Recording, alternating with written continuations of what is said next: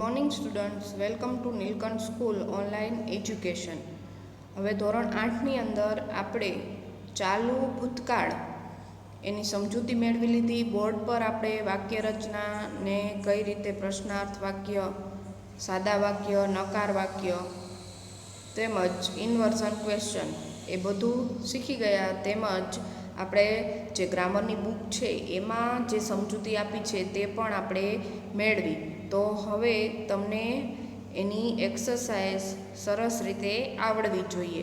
એટલે હવે આપણે એક્સરસાઇઝ છે તે સાથે સાથે સમજતા જઈશું અને આપણી ગ્રામર બુકમાં પૂરતા જઈશું. હું તમને PDF તો શેર કરીશ જ, પણ તમારે આ વિડીયો અંત સુધી જોવાનો છે, જેથી કરીને આપણે એક્સરસાઇઝ કઈ રીતે ખાલી જગ્યા છે અથવા તો વાક્યો છે કઈ રીતે પૂરીએ છીએ, કઈ રીતે બનાવીએ છીએ એ પણ તમને આવડે એટલા માટે. બાકી PDFમાંથી જોઈને જો કાંઈ તમને કોઈ પ્રશ્ન હોય તો તમે જોઈને પણ લખી શકો. તો ચાલો જોઈએ આપણે એમાં યુનિટ નંબર 6 છે, ધ પાસ્ટ કન્ટિન્યુઅસ ટેન્સ.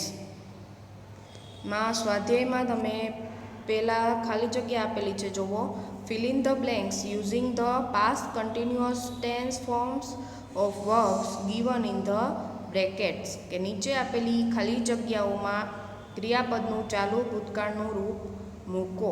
એટલે ચાલુ ભૂતકાળના રૂપો વડે ખાલી જગ્યા પૂરવાની છે. એટલે વોઝ અથવા તો વેર અને ક્રિયાપદનું ING વાળું રૂપ. એકવચન હોય તો વોઝ મૂકવાનું, બહુવચન હોય તો વેર મૂકવાનું, અને ક્રિયાપદનું ING વાળું રૂપ એ તો બધામાં કોમન જ છે.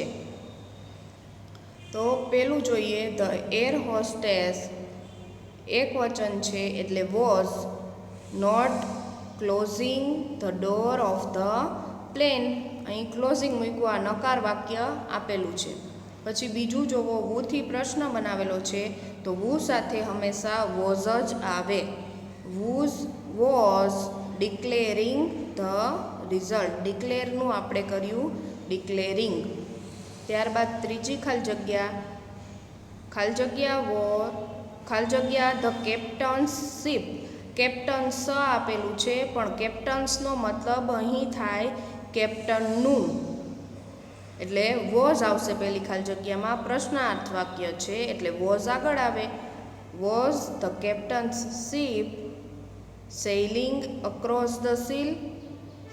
હવે આ છે ઇન્વર્ઝન ક્વેશ્ચન છે, એટલે વોઝ અથવા વેર હોય એ આગળ આવે અને ING વાળું રૂપ પાછળ આવશે. એટલે વોઝ પહેલાં, એના પછી કર્તા અને એના પછી ક્રિયાપદનું ING વાળું રૂપ.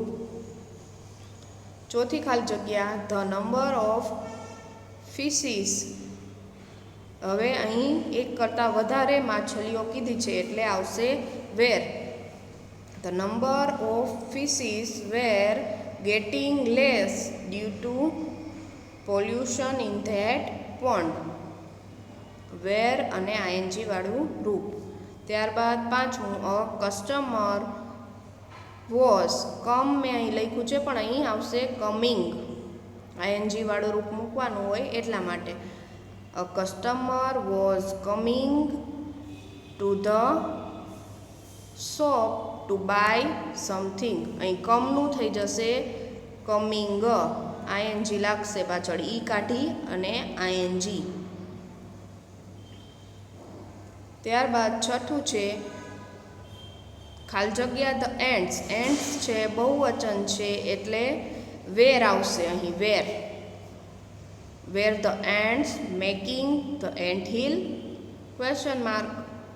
ત્યારબાદ વુ. તો વુ વાળામાં હંમેશા વુ સાથે વોઝ જ આવે. Who was trying to pull the rope. ત્યારબાદ આઠમું, વૈશાલી. એક નામ જ છે એટલે વૈશાલી સાથે આવશે was. Vaishali was not trying. Vaishali was not trying to perform on the stage. એટલે વોઝ, વેર અને ક્રિયાપદના ING વાળા રૂપ વડે ખાલી જગ્યા પૂરવાની છે. ત્યારબાદ અહીં બીજું જોવો, rectify the errors in the given sentences and rewrite them. આપેલા વાક્યોમાં ભૂલો હોય તેને સુધારીને ફરીથી લખો અને યોગ્ય વિરામચિહ્ન મૂકો.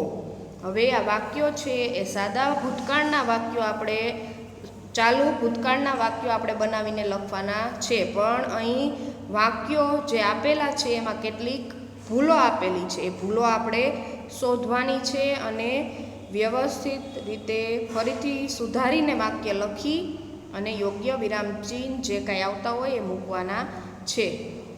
તો પહેલું વાક્ય જોઈએ, she were going to the florist tomorrow. હવે ચાલુ ભૂતકાળમાં સી સાથે ક્યારેય વેર આવે નહીં. સી એક વચન છે તો સી સાથે શું આવે? વોઝ આવે. અને ગોઈંગ ટુ ધ ફ્લોરિસ્ટ એ બરાબર છે, બરાબર. પણ આ ટુમોરો છે એ તો ભવિષ્યકાળમાં આવે કે આવતીકાલે. આવતીકાલે કોઈ દિવસે ચાલુ ભૂતકાળની અંદર આવે નહીં, એટલે અહીં ટુમોરોનું થઈ જશે ધેન. સી વેરની જગ્યાએ was. She was going to the florist then. એટલે આ રીતે જે ભૂલ હોય એ સુધારી અને ફરીથી વાક્ય લખવાનું છે. ત્યારબાદ બીજું છે, they was preparing gifts for the children. They સાથે ક્યારેય વોઝ આવે નહીં. જે ભૂલ છે એની નીચે મેં લીટી કરેલી છે એ તમે જોઈ શકશો, બરાબર. ધે સાથે આવે વેર, એટલે બીજા વાક્યમાં they were preparing gifts for the children, પછી અહીં પૂર્ણ વિરામ આપણે મૂકી દેવાનું, બરાબર. એના બાદ ત્રીજું વાક્ય, were he getting ready for the party. હવે અહીંયા કરતા છે એ હી આપેલો છે, તો હી સાથે વેર આવે નહીં, વોઝ આવે. એટલે was he getting ready for the party question mark. આ રીતે વાક્ય બને. ત્યાર પછી ચોથું વાક્ય છે, he was not misbehaved in the class. He સાથે વોઝ છે બરોબર છે, પણ મિસબિહેવ્ડ આ તો ભૂતકાળનું રૂપ આપેલું છે. હવે ચાલુ ભૂતકાળની અંદર વોઝ વેર અને પ્લસ ક્રિયાપદનું આઈએનજી વાળું રૂપ મૂકવાનું છે, ભૂતકાળનું રૂપ મૂકવાનું નથી. એટલે અહીં આવશે he was not misbehaving in the class. અહીં આઈએનજી લાગે, બરાબર. ત્યારબાદ પાંચમું વાક્ય છે, the baby was feel scary without light. Baby સાથે વોઝ આવે એ બરાબર. ફીલ છે તો એ તો મૂળરૂપ આપેલું છે, આની સાથે મૂળરૂપ આવે નહીં. ચાલુ ભૂતકાળમાં વોઝ વેર પ્લસ ક્રિયાપદનું આઈએનજી વાળું રૂપ આવે, એટલે the baby was feeling. Feeling અહીં આઈએનજી વાળું રૂપ મૂકવાનું. The baby was feeling scary without light. એના પછી છઠ્ઠું વાક્ય જોવો, they were take the animals to the zoo. અહીંયા પણ ધે સાથે વેર આવે એ બરાબર, પણ મૂળ રૂપ આવે નહીં, ટેક નો આવે. શું આવે? ટેકિંગ આવે. એટલે they were taking the animals to the zoo. ત્યારબાદ સાતમું, Sunny was packed his bag. હવે અહીં પાછું ભૂતકાળનું રૂપ આપેલું છે, ભૂતકાળનું રૂપ આવે નહીં, ક્રિયાપદનું આઈએનજી વાળું રૂપ આવે. એટલે Sunny was packing his bag. એ રીતે વાક્ય બને. એટલે વાક્ય રચના ખાસ આવડવી જોઈએ આપણને, તો જ આપણને ભૂલ શોધતા આવડે. ત્યારબાદ આઠમું વાક્ય, Milly and Suzanne was coming to visit us. Milly and Suzanne બે નામ છે, એટલે એની સાથે વોઝ આવે નહીં, એટલે અહીં આવે વેર. તો Milly and Suzanne were coming to visit us. આ રીતે વાક્ય બનશે. હવે આપણે વાક્યો સુધારી લીધા. હવે એના પછીનું જોઈએ, convert the following sentence into interrogative using the words given in the brackets. કે કૌંસમાં આપેલા શબ્દોનો ઉપયોગ કરી આપેલા વાક્યોને પ્રશ્નાર્થ વાક્યોમાં ફેરવો. પ્રશ્નાર્થ વાક્ય બનાવવાના છે, પણ કઈ રીતે? કે જે કૌંસમાં શબ્દો આપેલા છે એના વડે પ્રશ્ન વાક્ય બનાવવાના છે. તો પહેલું જ વાક્ય છે, 2 eagles were flying in the sky. હવે આપણે પ્રશ્ન હાઉ મેનીથી બનાવવાનો છે. હવે અહીં સંખ્યા દર્શાવેલી છે એ નીકળી જાય. જે વસ્તુ નીકળી જાય છે પ્રશ્ન બનાવતી વખતે એ બધા વાક્યોમાં મેં લીટી કરેલી છે. એટલે લીટી કરેલી છે એ શબ્દ પ્રશ્ન બનાવતી વખતે નીકળી જાય. હવે હાઉ મેનીથી પ્રશ્ન બનાવીએ એટલે સંખ્યા આપેલી હોય એ નીકળી જાય. તો પ્રશ્ન બનશે how many eagles were flying in the sky question mark. ત્યારબાદ બીજો પ્રશ્ન જોવો. My friends were coming towards me. હવે વુથી પ્રશ્ન બનાવવાનો છે એટલે કરતા નીકળી જશે. કરતા કોણ છે? My friends. તો વુ સાથે હંમેશા વોઝ આવે એટલે અહીં વેર છે એની બદલે અહીં આપણે લખવાનું છે was. Who was coming towards me. આ રીતે પ્રશ્ન બનશે. ત્યારબાદ ત્રીજો પ્રશ્ન જોવો. The honey bee was buzzing over the flowers. એટલે ક્યાં મળમળતી હતી? તો ફ્લાવર્સની ઉપર, હની બી. તો વેરથી પ્રશ્ન બનાવીએ તો ઓવર ધ ફ્લાવર્સ નીકળી જશે. તો were was the honey bee buzzing. આ રીતે પ્રશ્ન બનશે. બધામાં ક્વેશ્ચન માર્ક મૂકવા ફરજિયાત છે, નહીતર આપણું વાક્ય ખોટું પડે. The boys were diving into the well. હવે આનો ઉલટ પ્રશ્ન બનાવવાનો છે એટલે કે ઇન્વર્ઝન ક્વેશ્ચન. તો કરતા પાછળ આવી જાય અને વેર આગળ આવી જાય એ રીતે પ્રશ્ન બનશે. એટલે were the boys diving into the well. આ રીતે તમારો પ્રશ્ન સાવ ઇઝીલી બની જાય. ઇન્વર્ઝન ક્વેશ્ચન તો સાવ ઇઝી જ છે, બરાબર ને? ત્યાર પછી ચોથો પ્રશ્ન એ તો બનાવ્યો, બરાબર. પાંચમું. The baby was crying for the toy. વુથી પ્રશ્ન બનાવવાનો છે તો કરતા નીકળી જશે ને એની જગ્યાએ આવી જશે વુ.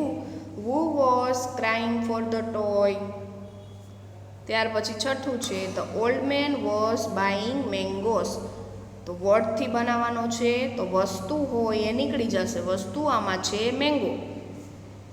તો what was the old man buying question mark.